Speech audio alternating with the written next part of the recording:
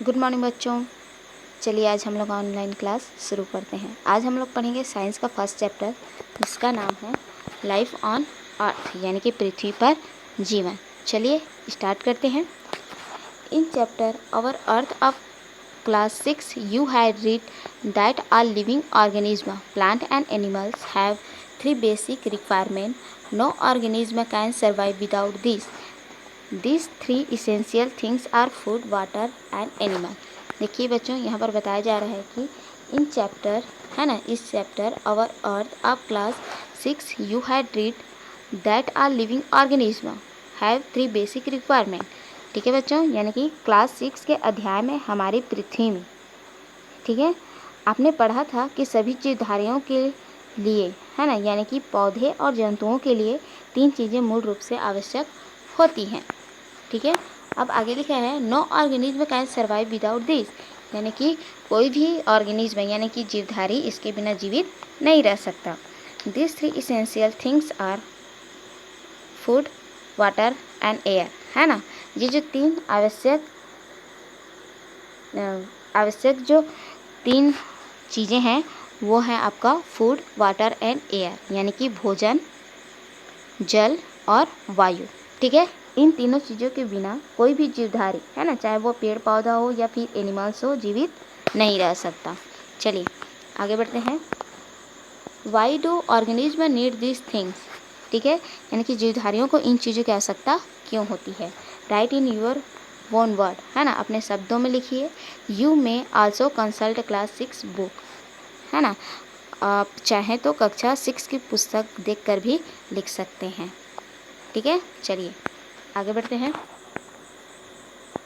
Organism live in different type of environment, यानी कि जो जीवधारी होते हैं वो अलग अलग प्रकार के पर्यावरण में क्या करते हैं, निवास करते हैं, यानी कि रहते हैं। आगे लिखा है some live on land and some in water. ठीक है, कुछ जो एनिमल्स होते हैं वो लैंड में रहते हैं और कुछ जो एनिमल्स रहते हैं वो वाटर में पाए जाते हैं। अब आगे लिखा है organism on land are also of different kind. ठीक है, यानी कि जो लैंड पे ऑर्गेनिज्म पाए जाते हैं, यानी कि जो जीवधारी पाए जाते हैं वो भी अलग अलग प्रकार के पाए जाते हैं। आगे देखिए organism is yet essential things required for living in most places on the earth and they live in such places in large number. देखिए बच्चों, यहाँ पर बोला जा रहा है कि है ना, पृथ्वी पर अधिकतर ऐसे स्थान होते हैं जहाँ जीवधारियों को जीने के लिए आवश्यक चीज़ें सरलता से मिल जाती है, और ऐसे स्थानों पर जो जीवधारी हैं उनकी संख्या भी अधिक पाई जाती है।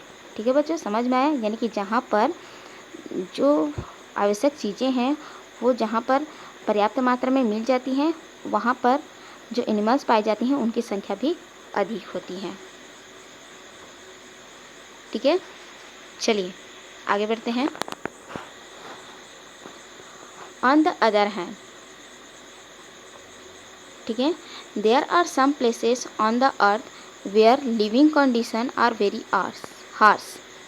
ठीक है, यानी कि यहाँ हार्श मीन्स बच्चों, हार्श मीन्स होता है कठिन। हार्श मीन्स क्या होता है, कठिन। तो चलिए आगे देखते हैं। यहाँ पर बताया जा रहा है कि कुछ स्थान ऐसे भी होते हैं जहाँ की परिस्थितियाँ जीवन जीने के लिए बहुत हार्श होती हैं, यानी कि कठिन होती हैं। ठीक है, चलिए आगे बढ़ते हैं। Desert in one such place, है ना, रेगिस्तान ऐसे ही एक जगह है। In the desert there is sand everywhere and water is scarce. Scarce means होता है कमी। ठीक है, यहाँ पर बताया गया है कि जो डेजर्ट है यानी कि जो रेगिस्तान है वहाँ पर रेत ही रेत, है ना, हर एक जगह पर रेत पाया जाता है और यहाँ पानी की स्केर्स यानी कि कमी होती है। चलिए आगे देखते हैं। There are no sandy tree. ठीक है, there are no sandy tree, यानी कि यहाँ पर छायादार वृक्ष नहीं पाए जाते हैं। ठीक है, आगे देखते हैं। In desert and the day are very hot, यानी कि बोला जा रहा है कि दिन के समय, है ना, जो डेजर्ट है यानी कि जो रेगिस्तान है ना, वो बहुत गर्म रहता है। ठीक है, और आगे लिखा है night are very cold as sand get cold during night, और रात को जब रेत ठंडा हो जाता है तो रात बहुत ठंडी लगती है। समझ में आया बच्चों? यानी कि दिन के समय सूर्य प्रकाश में धूप की वजह से रेत गर्म हो जाता है, जिसकी वजह से बहुत अधिक गर्मी लगती है, और रात के समय जब रेत ठंडा हो जाता है तो वहाँ पर ठंडी लगती है। चलिए आगे बढ़ते हैं। आगे लिखे हैं, इन the same way in cold region such as north and south pole and on the peak of mountains। बच्चों पीक मीन्स होता है चोटी, ठीक है। Peak of mountains there is always snow and this region are very cold. ठीक है बच्चों, यहाँ पर बताया गया है इन द सेम वे, हाँ ऐसे ही जो इन द सेम वे यानी कि इसी प्रकार, ठीक है। जो पोल्स एरिया है, जानते हैं पोल्स एरिया यानी कि जो पृथ्वी के पोल्स प्लेसेस हैं, जैसे कि नॉर्थ पोल है, साउथ पोल है, ठीक है। तो इसी को यहाँ पर बताया गया है कि in the same way in cold region such the north and south pole, यानी कि जो नॉर्थ और साउथ पोल होता है, ठीक है बच्चों, वहाँ पर क्या होती है, वहाँ पर बर्फ़ ढकी रहती है। और लिखा है आगे and the peak of mountains, यानी कि जो पीक होता है, पीक मीन्स होता है चोटी, ठीक है बच्चों। तो जो उत्तर और दक्षिण ध्रुव है ना, और ऊंचे पहाड़ों की चोटी पर हमेशा बर्फ़ रहती है और ठंडक बहुत क्या रहती है, वेरी कोल्ड, और यहाँ पर बहुत अधिक ठंडी होती है। समझ में आया? यहाँ पर बताया जा रहा है कि इसी प्रकार बर्फीले प्रदेश जैसे उत्तर और दक्षिण ध्रुव पर, है ना, और ऊंचे पहाड़ों की चोटी पर हमेशा बर्फ़ रहती है और ठंडक बहुत अधिक होती है। ठीक है बच्चों, चलिए अब आगे देखते हैं। A very small number of organism are found in such harsh condition. ठीक है बच्चों, यहाँ पर बताया जा रहा है कि ऐसे कठिन परिस्थितियों वाले स्थानों पर भी, है ना, जीवधारी रहते हैं किंतु कम संख्या में रहते हैं। चलिए आगे बढ़ते हैं। आगे लिखा है, you have read about the geographical condition in your district and state, है ना, आपने अपने जिले तथा राज्य की भौगोलिक स्थितियाँ, जियोग्राफिकल कंडीशन यानी होता है भौगोलिक स्थितियाँ, ठीक है। तो यहाँ पर बताया जा रहा है कि आपने अपने जिले तथा राज्य की भौगोलिक स्थितियों के बारे में पढ़ा है। You know that different types of environment are found in different part of Chhattisgarh. ठीक है, आपने पढ़ा है कि छत्तीसगढ़ में अलग अलग स्थानों पर अलग अलग प्रकार का पर्यावरण पाया जाता है। Some part of the state are plains, other have mountains, some have lakes और सम हैव डेंस फॉरेस्ट। ठीक है, कहीं मैदान है, कहीं पहाड़ है, कहीं झीलें हैं, तो कहीं घने जंगल पाए जाते हैं। ठीक है बच्चों, चलिए आगे बढ़ते हैं। Our country is much bigger than Chhattisgarh. ठीक है, हमारा जो देश है, ठीक है, वो छत्तीसगढ़ से कई गुना बड़ा है। A lot of diversity in found in the environment of our country. ठीक है, यानी कि देश के पर्यावरण में और भी अधिक विविधता पाई जाती है। बच्चों, डाइवर्सिटी मीन्स होता है विविधता। ठीक है, चलिए आगे बढ़ते हैं। India surrounded by ocean on three sides, यानी कि जो इंडिया है ना, वो थ्री साइड यानी कि 3 साइड से ओशियन से घिरा हुआ है। And in the north there are Himalaya, और जो नॉर्थ है यानी कि जो उत्तर है, वहाँ पर हिमालय पाया जाता है। Himalayas is arrange of many small and big mountains. ठीक है बच्चों, यहाँ पर बताया जा रहा है कि जो हिमालय है, ठीक है, जो हिमालय है वो छोटे छोटे पहाड़ों की एक विशाल रेंज है।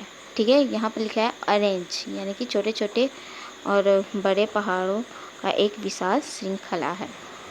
चलिए आगे देखते हैं।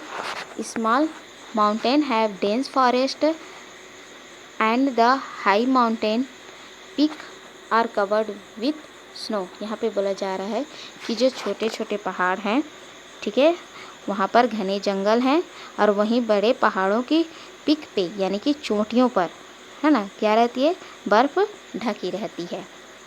ठीक है बच्चों, चलिए आगे देखते हैं। A part of Rajasthan is desert. ठीक है, यहाँ पर बताया जा रहा है कि राजस्थान के, है ना, भाग पे क्या है, डेजर्ट है यानी कि रेगिस्तान है। There are vast plain in Uttar Pradesh and Bihar. ठीक है, और आगे लिखा है कि उत्तर प्रदेश और बिहार में बड़े बड़े प्लेन्स हैं। प्लेन्स देखिए बच्चों, प्लेन्स मीन्स होता है मैदान। प्लेन्स मीन्स क्या होता है, मैदान।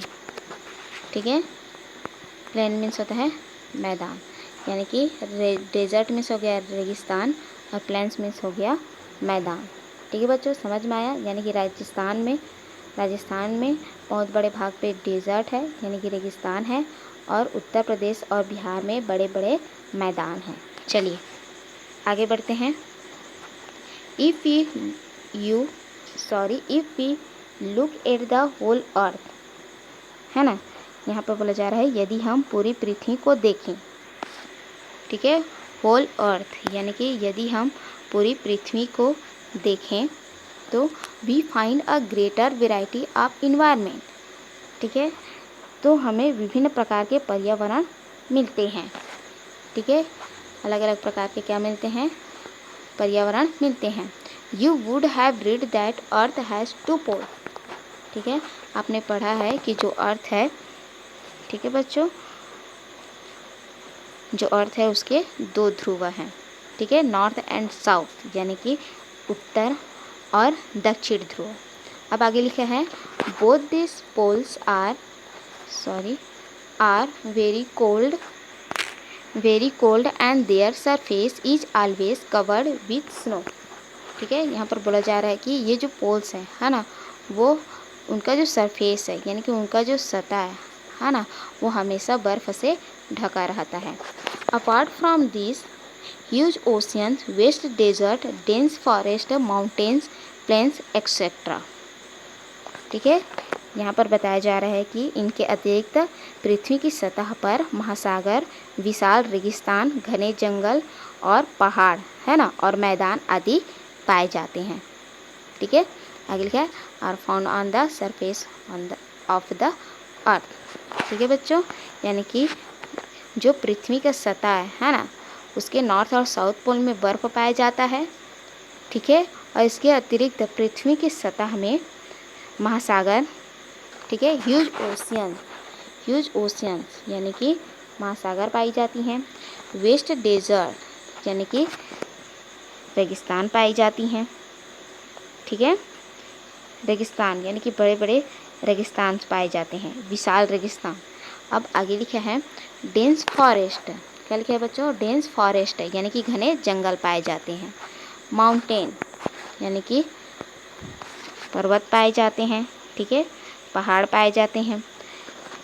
और आगे लिखा है प्लेन्स यानी कि मैदान। ठीक है, एक्सेट्रा इत्यादि। ठीक है, ये सभी पृथ्वी की सतह पर पाए जाते हैं। और आगे लिखा है are found on the surface of the earth. ठीक है, यानी कि ये सभी पृथ्वी की सतह पर पाए जाते हैं। ठीक है बच्चों, आज के लिए इतना ही। नेक्स्ट वीडियो में हम लोग आगे पढ़ेंगे। तब तक के लिए thank you and be safe.